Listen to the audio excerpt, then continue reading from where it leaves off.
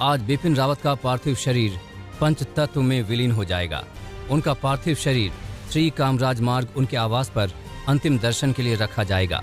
इसके बाद कामराज मार्ग से बरार चौराहे तक शव यात्रा निकाली जाएगी। दिल्ली कैंटोनमेंट में अंतिम संस्कार होगा। आम लोग भी बिपिन रावत के अंतिम दर्शन कर सकते हैं। सुबह 11 से 12:30 बजे तक गणमान्य और सामान्य नागरिक अंतिम दर्शन करेंगे, जबकि दोपहर 12:30 बजे से 1:30 बजे तक सैन्य कर्मी जनरल बिपिन रावत के अंतिम दर्शन करेंगे। राहुल गांधी सुबह करीब 9:30 बजे कामराज रोड पर CDS जनरल बिपिन रावत और उनकी पत्नी को श्रद्धांजलि देंगे।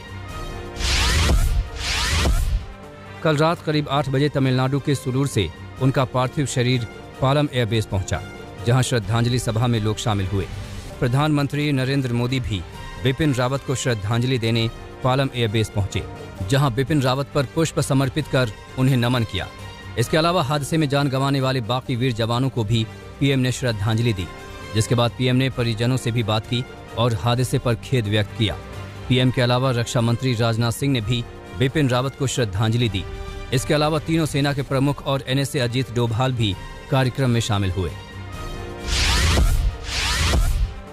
कुन्नूर हादसे में जान गंवाने वाले 14 में से केवल 3 पार्थिव शरीरों की पहचान संभव हो पाई है, जिनमें CDS जनरल बिपिन रावत, उनकी पत्नी मधुलिका रावत और ब्रिगेडियर LS लीडर शामिल हैं। श्रद्धांजलि के बाद तीनों पार्थिव शरीर अंतिम धार्मिक संस्कार के लिए परिजनों को सौंप दिए गए। बाकी शवों की पहचान की प्रक्रिया जारी है। तब तक आर्मी बेस हॉस्पिटल में उन पार्थिव शरीरों को रखा जाएगा। सभी मृतकों के उचित सैन्य सम्मान के साथ अंत्येष्टि की योजना बनाई जा रही है और उनके करीबी और परिवार के सदस्यों के साथ बातचीत की जा रही है। कुन्नूर हादसे की जांच के आदेश दे दिए गए हैं। इस घटना की जांच एयर मार्शल मानवेंद्र सिंह को सौंपी गई है, जिसमें तीनों सेना के अधिकारी शामिल होंगे। Air marshal Manvendra Singh CDS Bipin Rawat helicopter दुर्घटना की त्रिसेवा जांच का नेतृत्व करेंगे। मानवेंद्र सिंह भारतीय वायुसेना के प्रशिक्षण कमान के कमांडर हैं और खुद एक हेलीकॉप्टर पायलट हैं। कुन्नूर में हादसे वाली जगह से ब्लैक बॉक्स बरामद कर लिया गया है। इससे ही हादसे की असल वजह सामने आ पाएगी।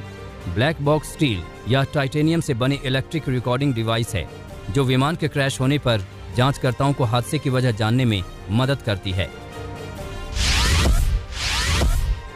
कल संसद भवन में जनरल बिपिन रावत और कन्नूर हादसे में जान गंवाने वाले बाकी जवानों को श्रद्धांजलि दी गई। संसद में 2 मिनट का मौन रखा गया, जिसके बाद रक्षा मंत्री राजनाथ सिंह ने हादसे से जुड़ी जानकारी दी। विपक्ष ने भी अपना प्रदर्शन का कार्यक्रम रद्द कर दिया। हालांकि संसद में विपक्ष के नेताओं को बोलने का मौका नहीं मिला, जिसे लेकर उन्होंने नाराजगी जाहिर की।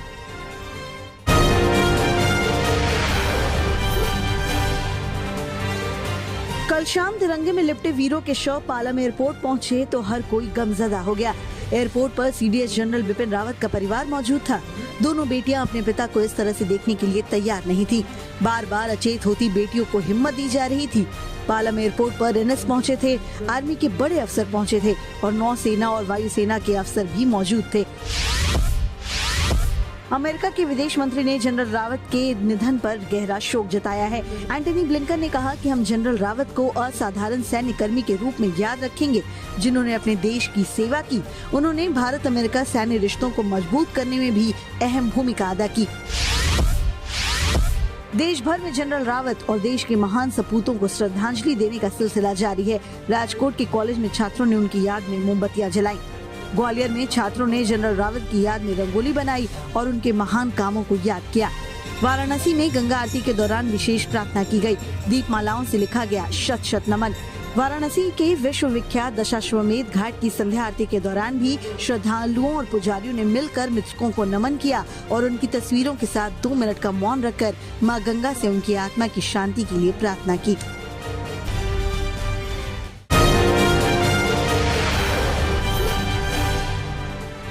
दिल्ली की सीमाओं पर बीते 14 महीनों से डटे किसानों ने आंदोलन की समाप्ति का ऐलान कर दिया है।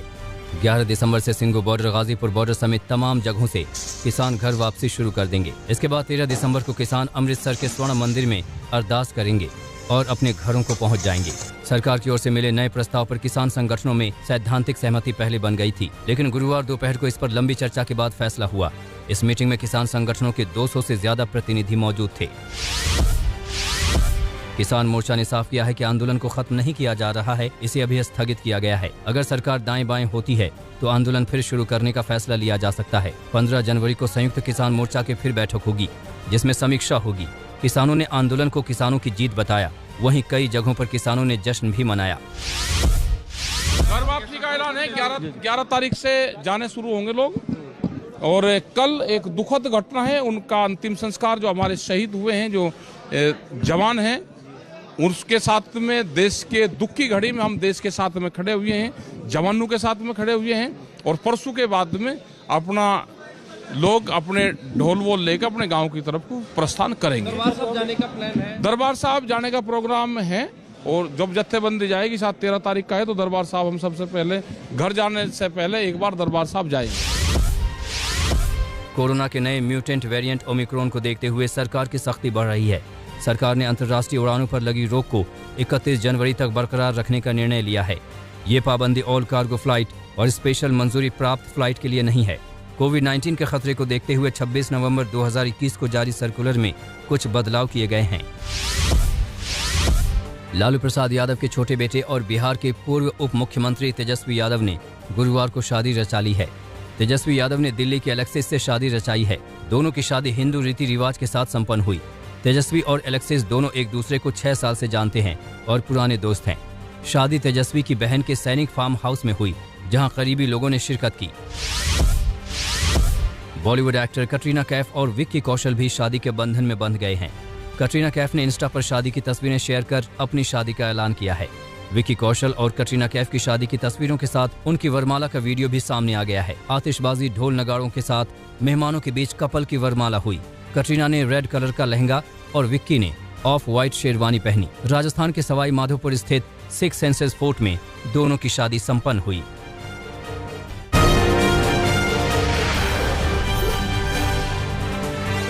लखनऊ में 2 पक्षों का झगड़ा सुलझाने पहुंची पुलिस में एक पुलिसकर्मी के कान काट लिए गए। भयानक ये कि पुलिसकर्मी का कान एक महिला ने अपने दांत से काटकर अलग कर दिए। मामला थाना ठाकुरगंज इलाके का है। जानकारी के मुताबिक यहां 2 पक्षों में मामूली बात पर कहासुनी हुई थी। झगड़े को सुलझाने के लिए पुलिस पहुंची, मगर एक पक्ष पुलिस से ही भिड़ गया और आरोपी की पत्नी ने पुलिसकर्मी के कान दांतों से काटकर अलग कर दिए। पुलिस की ओर से मामला दर्ज कर आगे की कार्रवाई की जा रही है। राजस्थान के करौली में पुलिस के हत्थे 3 नशे के सौदागर चढ़े हैं। मामला कुमाखेड़ी थाना क्षेत्र का है। जानकारी के मुताबिक जिला पुलिस ने साइबर सेल की मदद से 3 आरोपियों को पकड़ा है।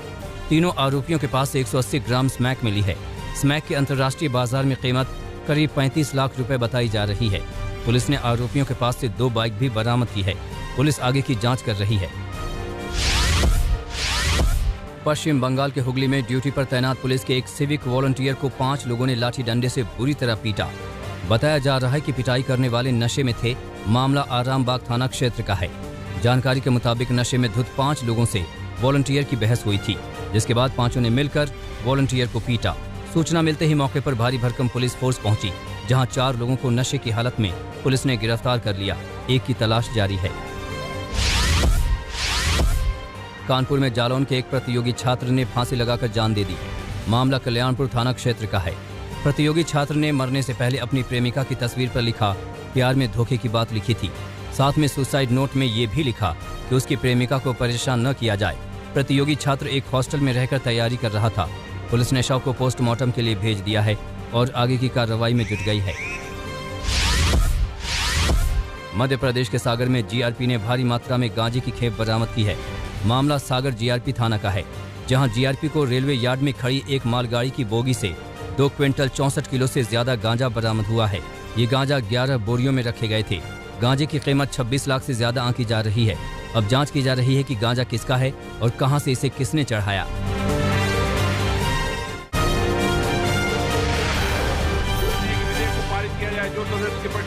ईडी और सीबीआई के निदेशकों का कार्यकाल 2 साल से बढ़ाकर 5 साल तक के लिए किए जाने के प्रावधान वाले विधेयकों को गुरुवार को लोकसभा से मंजूरी मिल गई। इस बिल का विपक्षी दलों ने विरोध करते हुए इसे दुरुपयोग करने वाला बताया और इसे वापस लेने की मांग की। बीजेपी के नेताओं ने कहा कि मोदी सरकार यथास्थिति बरकरार रखने नहीं आई है, बल्कि बदलाव के लिए आई है। उनका कहना है कि बड़े अपराधों को रोकने के लिए दोनों विधेयक महत्वपूर्ण हैं।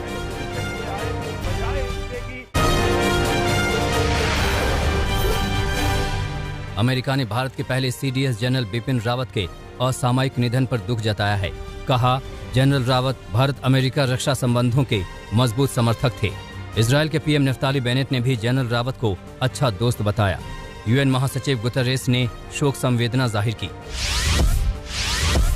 कोरोना के नए वेरिएंट से घबराई दुनिया के लिए WHO ने नया सुझाव दिया है। स्वास्थ्य समस्याओं और वैक्सीन के निष्क्रिय होने से पहले तुरंत ही बूस्टर डोज दी जाए। ओमिक्रॉन संक्रमण पर ब्रिटेन के स्वास्थ्य मंत्री ने सख्त चेतावनी दी है। कहा, ओमिक्रॉन के मामले ऐसे ही बढ़ते रहे तो महीने के आखिर तक 10 लाख केस आने की आशंका है। लोगों ने कहा, लॉकडाउन से बचना है तो अभी से एहतियात का पालन करें। साउथ कोरिया के सेजोंग में छात्रों के लिए वैक्सीन पास अनिवार्य किए जाने को लेकर विरोध प्रदर्शन हुआ। अभिभावकों के संगठन ने सरकार के फैसले पर आपत्ति जताई। साउथ कोरिया में 12 साल से ज्यादा उम्र के बच्चों के लिए वैक्सीन पास अनिवार्य किया गया है। इटली ने बाजार प्रभुत्व कानून का उल्लंघन करने पर ई-कॉमर्स कंपनी अमेज़न पर $1.3 अरब का जुर्माना लगाया। अमेज़न ने इटली के इस जुर्माने को लेकर असहमति जताई।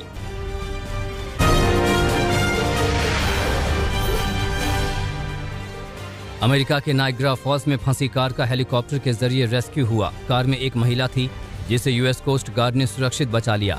नदी में कार कैसे पहुंची इसकी जानकारी अभी नहीं मिल पाई है। स्कॉटलैंड के फाइफ में एक पावर स्टेशन की विशाल चिमनी को बम के जरिए जमींदोज कर दिया गया। 600 फीट ऊंची पावर स्टेशन की ये चिमनी 5 दशक से ज्यादा पुरानी थी। कोयले से बिजली बनाने में होने वाले प्रदूषण की वजह से ये फैसला लिया गया। चीन ने विंटर ओलंपिक में न्यूजीलैंड के खिलाड़ियों का स्वागत किया। साथ ही न्यूजीलैंड के वित्त मंत्री के विंटर ओलंपिक बहिष्कार वाले बयान को लेकर विश्व समुदाय ने चेतावनी दी। कहा, खेल में राजनीति नहीं की जानी चाहिए। अमेरिका, ऑस्ट्रेलिया, ब्रिटेन और कनाडा विंटर ओलंपिक का बहिष्कार कर चुके हैं।